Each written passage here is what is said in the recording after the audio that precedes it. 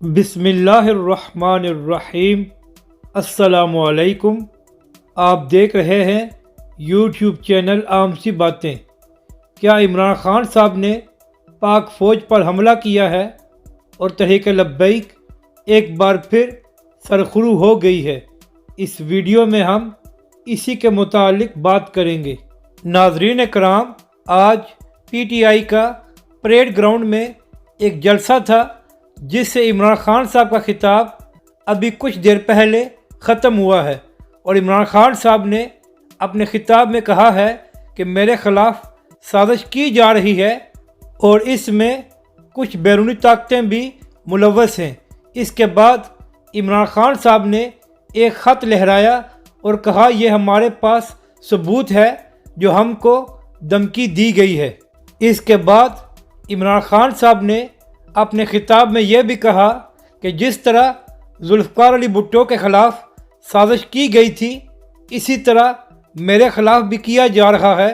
اور جن لوگوں نے ذوالفقار علی بھٹو کو پھانسی دی تھی بلاول نے آج انہی سے اتحاد بھی کیا ہوا ہے۔ لیکن یہاں پر اہم بات یہ ہے کہ جب عمران خان صاحب نے یہ کہا کہ بلاول بھٹو نے ان لوگوں سے اتحاد کر لیا ہے جنہوں نے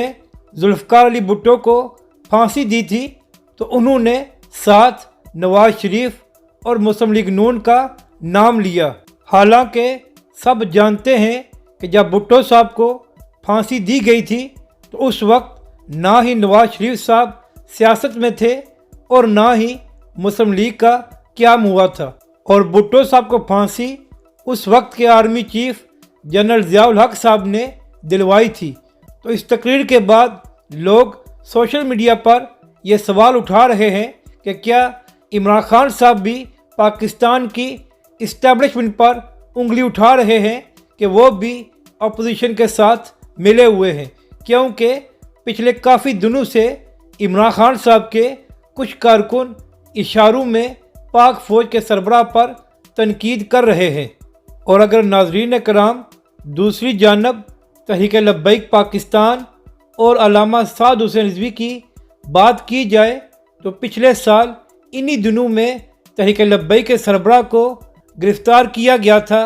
تحریک لبیک پر پابندی لگائی گئی تھی، اور اس کے علاوہ تحریک لبیک کے کارکنوں پر شدید ترین تشدد کیا گیا تھا، مگر اس سب کے باوجود تحریک لبیک پاکستان اور اس کے کارکنوں نے کبھی بھی پاک فوج کے حوالے سے کوئی بات نہیں کی۔ تو میرا سوال اب فواد چودھری صاحب اور شیخ رشید سے ہے کہ اب آپ لوگ یہ بات بتائیں کہ پاکستانی اداروں پر کون تنقید کر رہا ہے اور اپنی حکومت کی خاطر پاکستانی اداروں کو